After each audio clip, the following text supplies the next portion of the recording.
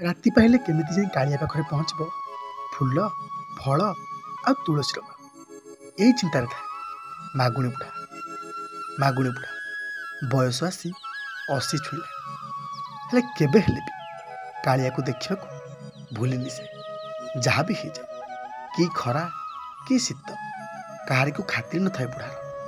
ପ୍ରତିଦିନ ସକାଳୁ ଗାଧୋଇ ପାଧୋଇ ମୁଣ୍ଡରେ ପଗଡ଼ିଟିଏ ବାନ୍ଧି ବଡ଼ ଝୁଡ଼ିଟିଏ ଧରି ଆସି ପହଞ୍ଚିଯାଏ ଗାଁ ମୁଣ୍ଡରେ ଆଉ ଡାକ ଛାଡ଼ୁଥାଏ, ମା ଏ ମା, ଫୁଲ ଦିଅ, ଫଳ ଦିଅ ଆଉ ମୋ କାଳିଆ ପାଇଁ ତୁଳସୀର ମାଳ ଦିଅ।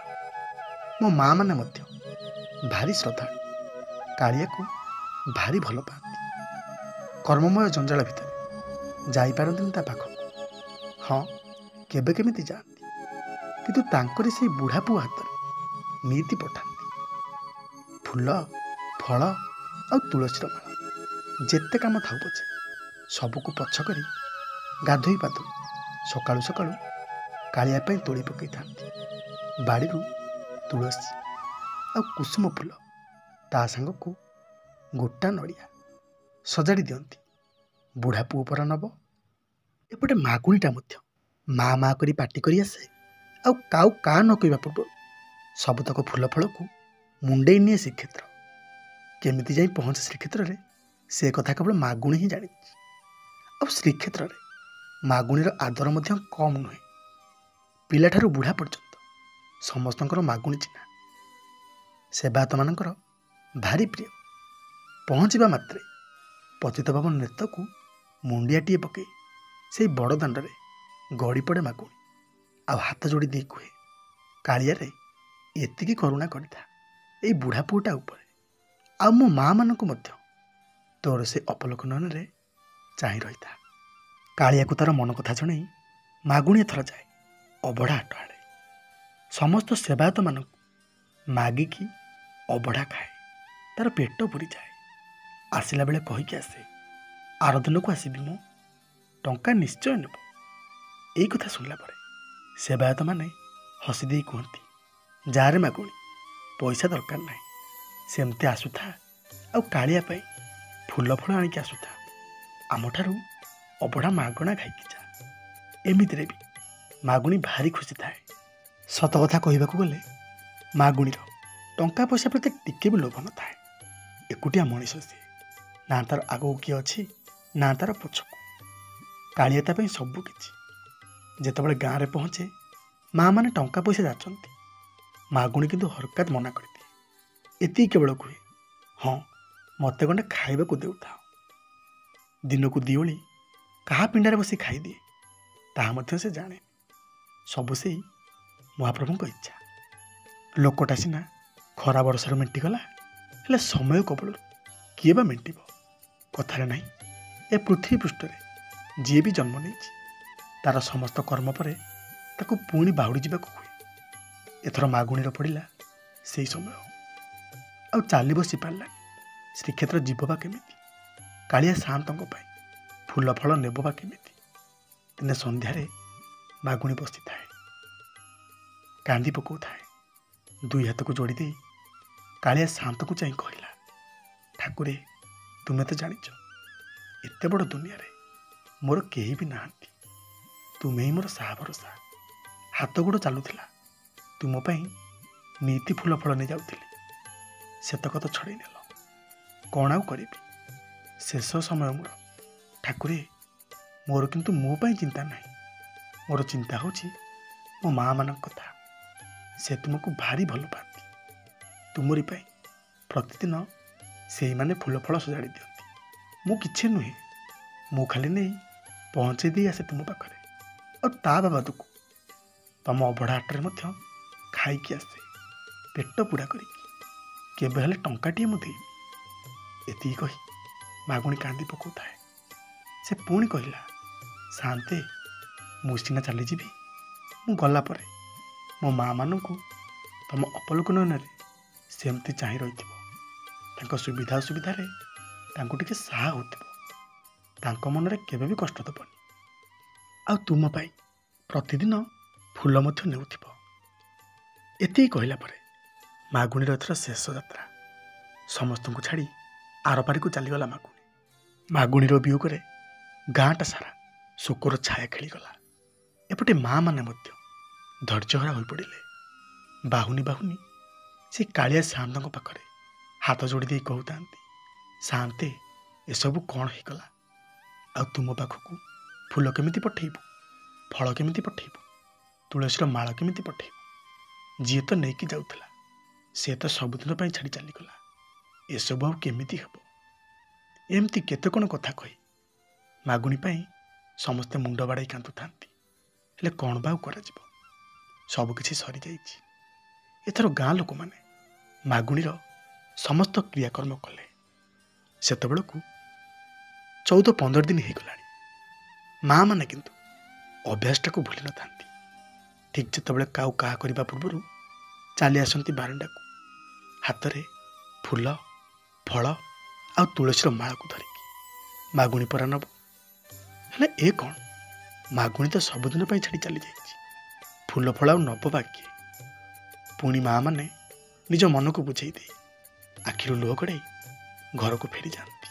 ଦିନେ ମାଆମାନଙ୍କର ସେ ମାଗୁଣୀ କଥା ମନେ ପଡ଼ିଗଲା। ମାଗୁଣୀ ଥରେ କହିଥିଲା, ମୋ କାଳିଆ ସାଆନ୍ତ ପରମ ଦୟାଳୁ। ଭକ୍ତମାନଙ୍କର ଆଖିର ଲୁହକୁ କେବେ ହେଲେ ବି ସେ ସହିପାରନ୍ତିନି। ଯଦି ଜଣେ ଭକ୍ତ ବ୍ୟାକୁଳ ହୋଇ ମହାପ୍ରଭୁଙ୍କୁ ଡାକେ ଆଉ ସମ୍ପୂର୍ଣ୍ଣ ରୂପେ ସମର୍ପଣ ଭାବରେ ଡାକେ, ମହାପ୍ରଭୁ ତାର ମନ ଇଚ୍ଛା ପୂରଣ କରନ୍ତି। ମହାପ୍ରଭୁ ତାର ଡାକ ଶୁଣନ୍ତି। ଏଇ କଥାକୁ ଭାବିକି ମାଆମାନଙ୍କ ଆଖିରୁ ଆଉ ସେଦିନ ଲୁହ ବୋଲ ମାରିଲାନି। ଧାର ଧାର ଆଖିରୁ ଲୁହ ଗଡ଼ାଇ ମହାପ୍ରଭୁଙ୍କ ପାଖରେ ମାଗୁଣୀର କଥାକୁ ମନେ ପକାଇ କାନ୍ଦୁଥାନ୍ତି। ମନ ଭିତରେ କେବଳ ଗୋଟିଏ ମାତ୍ର ଇଚ୍ଛା, ସାଆନ୍ତେ ପୂର୍ବ ପରିକା ତୁମ ପାଖରେ ଯାଇ ଆମର ଏଇ ଫୁଲ ଫଳ ପହଞ୍ଚନ୍ତାନି ଆଉ ତୁଳସୀର ମାଳ ତୁମେ ବେକରେ ଲଗାନ୍ତନି, ଭାରି ଭଲ ହୁଅନ୍ତା। ଯେତେବେଳେ ଏତିକି କଥା କହି ମାଆମାନେ ସେଦିନ ମୁଣ୍ଡ ବାଡ଼ାଇ କାନ୍ଦି ପକାଇଛନ୍ତି, ହଠାତ୍ ଦୂରରୁ ଶବ୍ଦ ଶୁଭିଲା। କେହି ଜଣେ ମା ମା କହି ଡାକିକି ଆସୁଛି। ଆଉ ମୁଣ୍ଡରେ ମଧ୍ୟ ପଗଡ଼ିଟିଏ ବାନ୍ଧିଛି, ଧରିଛି ବଡ଼ ଡାଲାଟିଏ। କହୁଥାଏ, ମା ମୋତେ ଫୁଲ ଦିଅ, ଫଳ ଦିଅ ଆଉ ତୁଳସୀର ମାଳ ଦିଅ। ସବୁ ଜିନିଷକୁ ମୁଁ ନେଇଯିବି ଜଗା ପାଖକୁ। ଏପଟେ ମାଆମାନେ ତ ବ୍ୟାକୁଳ ହୋଇଥାନ୍ତି, କେମିତି ତାଙ୍କ କାଳିଆ ସାଆନ୍ତଙ୍କ ପାଖରେ ସବୁତକ ଜିନିଷ ପହଞ୍ଚିବ। ସେ ଆଉ କିଛି ବି ନ ପଚାରି ସବୁତକ ଜିନିଷ ସେଇ ଛୋଟ ପିଲାଟିର ଝୁଡ଼ିରେ ଦେଇ ଦେଇ ଆସିଲେ। ଆଉ ଛୋଟ ପିଲାଟି ମଧ୍ୟ ସବୁତକ ଜିନିଷ ଶ୍ରଦ୍ଧାର ସହିତ ଶ୍ରୀକ୍ଷେତ୍ର ନେଇଯାଏ। ଏମିତି କିଛି ଦିନ ବିତିଗଲା ପରେ ଧୀରେ ଧୀରେ ମାଆମାନେ ଏଥର ମାଗୁଣୀକୁ ଭୁଲିବା ପାଇଁ ଲାଗିଲେ। କାହିଁକି ନା ସେ ପିଲାଟି ଥିଲା ହିଁ ବଡ଼ ବିଚିତ୍ର। ତା ସହିତ ଯିଏ ଥରୁଟିଏ କଥା ହେଉଥିଲା ସେ ତାର ମନ କିଣି ନେଉଥିଲା। ଯଦି କେହି ଜଣେ ଦୁଃଖରେ ଥାଏ, ପିଲାଟି ଏମିତି କଥା କୁହେ, ସଙ୍ଗେ ସଙ୍ଗେ ତାକୁ ହସାଇ ଦିଏ। ସତରେ ସେ ପିଲାଟି ପାଖରେ ସତେ ଯେମିତି କିଛି ଜାଦୁ ଥାଏ। ହେଲେ ଆରି ଭିତରେ ମାଆମାନଙ୍କ ମନରେ ସାମାନ୍ୟ ସନ୍ଦେହ ଟିକେ ଆସିଲା। ପିଲାଟା ତାଙ୍କୁ ଠକୁନି ତ? କାହିଁକି ନା ମାଗୁଣୀ ଥିଲା ବଡ଼ ବିଶ୍ୱାସୀ, ତାକୁ ସେ ଭଲ ଭାବରେ ଜାଣନ୍ତି। ହେଲେ ଇଏ ତ ମାତ୍ର 8-10 ବର୍ଷର ପିଲାଟି। କିଏ ଜାଣିଲା ଟଙ୍କା ଲୋଭରେ ଆମ କାଳିଆର ସବୁତକ ଜିନିଷ ନେଇ କାହାକୁ ବିକି ଦେଉନି ତ? ଏମିତି କେତେ କ'ଣ ପ୍ରଶ୍ନ ଆସିଲା ମନରେ। ପିଲାଟାକୁ ପଚାରିଲେ, କିରେ ତୁ ସେବେଠାରୁ ଆସି ଫୁଲ ନେଉଛୁ, ତୋ ନାଁ ତ କ'ଣ କହିଲୁନି? ତୋତେ କିଏ ଏଠି ପଠେଇଛି? ତୋ ଘର କେଉଁଠି? ପିଲାଟି ଯେତେବେଳେ ମାଆମାନଙ୍କ ଠାରୁ ଏ କଥା ଶୁଣିଛି, ହସି ଦେଇକି କହିଲା, ମୋତେ ଏଠି କିଏ ପଠେଇବ? ମାଗୁଣୀ ମୁଁ। ଆରେ ସେ ତ କେବେଠାରୁ ମଲାଣି। ସେ ଯେତେବେଳେ ଚାଲିଗଲା, ଯିବା ପୂର୍ବରୁ ମୋତେ କହିଯାଇଥିଲା ମୋ ମାଆମାନଙ୍କ ଠାରୁ ଫୁଲ ନେବା ପାଇଁ, କେବେ ହେଲେ ତାଙ୍କୁ ଅଣଦେଖା ନ କରିବା ପାଇଁ। ଆଉ ସେଇଥିପାଇଁ ମୁଁ ଆସି ଫୁଲ ନେଉଛି। ହେଲେ ମାଗୁଣୀ ତ କହୁଥିଲା ତାର ଏ ଦୁନିଆରେ କେହି ବି ନାହାନ୍ତି। ତୁ ପୁଣି କିଏ? ଆମେ ଜାଣିଛୁ ତୁ ଆମକୁ ମିଛ କହୁଛୁ। ପିଲାଟି ପୁଣି କହିଲା, ନାଇଁ ମା, ମୁଁ କାହାରିକୁ ବି ମିଛ କହୁନି, ମୁଁ ସତ କହୁଛି। ମାଗୁଣୀ ମୋତେ କହିଥିବାରୁ ମୁଁ ଆସୁଛି। ଏଥର ମାଆମାନେ କହିଲେ, ହଉ ଠିକ୍ ଅଛି, ତୁ ତୋର ଠିକଣା କହ। ଆମେ ଯଦି ତୁ ଠିକଣା ଜାଗାରେ ତୋତେ ଯାଇ ପାଇଲୁ ତାହେଲେ ଆମର ବିଶ୍ୱାସ ହେବ। ଏଇ କଥା ଶୁଣିଲା ପରେ ପିଲାଟି ଟିକେ ହସି ଦେଇ କହିଲା, ହଉ ଠିକ୍ ଅଛି, ହେ ମୋର ମା ମାନେ, ତମେମାନେ ଯେତେବେଳେ ଶ୍ରୀକ୍ଷେତ୍ର ଯିବ, ଯେ କେହି ଲୋକଙ୍କୁ ପଚାରିବ କି ମାଗୁଣି ଯାହାକୁ ପ୍ରଥମେ ନିଜ ହାତରେ ନେଇଥିବା ଫୁଲ, ଫଳ ଆଉ ତୁଳସୀର ମାଳ ଯାହାକୁ ଦେଇଯାଏ, ମୁଁ ହେଉଛି ସେ। ଏତିକି କହି ପିଲାଟି ତା ବାଟରେ ଚାଲିଗଲା। ଏପଟେ କିନ୍ତୁ ମା ମାନଙ୍କର ମନ ଅସ୍ଥିର ହୋଇପଡ଼ିଲା। ସେମାନେ ଜାଣିବାକୁ ଚେଷ୍ଟା କଲେ ସେ ପିଲାଟି ପ୍ରକୃତରେ କିଏ।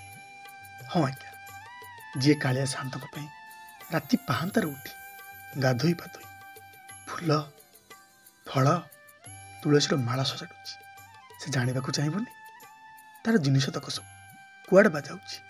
ଏଇ କଥାକୁ ଭାବିକି କିଛି ମା ମାନେ ଯାଇ ଶ୍ରୀକ୍ଷେତ୍ରରେ ପହଞ୍ଚିକି ଜଣେ ପଣ୍ଡା ପୁଅଙ୍କୁ ଯେତେବେଳେ ପ୍ରଶ୍ନ କରନ୍ତି, ଗୋସେଇଁ ମାଗୁଣି କାହାକୁ ପ୍ରଥମେ ଫୁଲ ଦେଇଯାଏ, ଏତିକି କହିବା ମାତ୍ରେ ସଙ୍ଗେ ସଙ୍ଗେ ଗୋସେଇଁ ଜଣକ ହାତ ବଢ଼ାଇ ଦେଲେ ସେଇ କୋଟି କୈବଲ୍ୟନାଥ ମହାପ୍ରଭୁ ପତିତପାବନଙ୍କ ଆଡ଼କୁ, ଆଉ କହିଲେ, ହେ ମୋର ମା ମାନେ, ମାଗୁଣି ନିଧି ତ ଫୁଲ ଫଳ ଆଣିକି ଆସେ, କିନ୍ତୁ ସିଏ ନିଜେ ନ ଦେବା ଆଗରୁ କାହାରିକୁ ବି ହାତ ମରେଇ ଦିଏନି।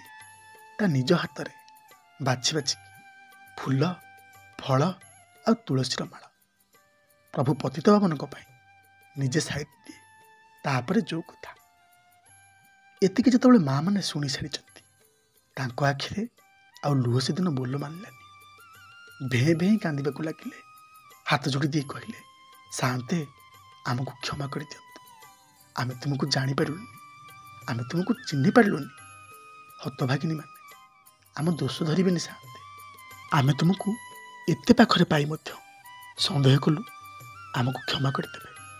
ମା ମାନଙ୍କର ଏମିତିକା କାନ୍ଦ ଦେଖି ଗୋସେଇଁ ବୋଧ ଦେଇ କହିଲେ, ହେ ମୋର ମା ମାନେ, କାଳିଆ ସାଆନ୍ତ ମୋର ପରମ ଦୟାଳୁ। ମାଗୁଣି ତୁମକୁ ଠିକ୍ କହିଥିଲା। ମହାପ୍ରଭୁ ମୋର ତାଙ୍କ ଭକ୍ତ ଆଖିର ଲୁହ ଆଉ ମନର କୋହକୁ କେବେ ହେଲେ ବି ସହିପାରନ୍ତିନି। ସେଇଥିପାଇଁ ପରା ସାଆନ୍ତେ ଛୋଟ ପିଲାଟିଏ ହୋଇ ତାଙ୍କରି ନିଜ ପାଇଁ ତୁମ ପାଖକୁ ଫୁଲ ପାଇଁ ନିତି ଯାଉଛନ୍ତି। ତୁମମାନଙ୍କର ଜୀବନ ଧନ୍ୟ ମା। ତୁମେ କାଳିଆ ସାଆନ୍ତଙ୍କୁ ଛୋଟ ପିଲାଟି ରୂପରେ ପାଇଛ। ଆଉ ତୁମେ ବଡ଼ ଭାଗ୍ୟବତୀ ଯେ ମାଗୁଣି ପରିକା ଭକ୍ତ ମେଳରେ ଥିଲ ବୋଲି। ନମସ୍କାର ଆଜ୍ଞା। ଭିଡ଼ିଓଟି ଯଦି ଆପଣମାନଙ୍କୁ ଭଲ ଲାଗିଥାଏ ଜଣାଇବେ ନିଶ୍ଚୟ। ଆଉ ଯଦି କଥା ଛଡ଼ାରେ ସାମାନ୍ୟ ମଧ୍ୟ ତ୍ରୁଟି ଥାଏ କ୍ଷମା କରିବାକୁ ଅନୁରୋଧ। ମହାପ୍ରଭୁ ସମସ୍ତଙ୍କର ମଙ୍ଗଳ କରନ୍ତୁ। ଜୟ ଶ୍ରୀ ଜଗନ୍ନାଥ।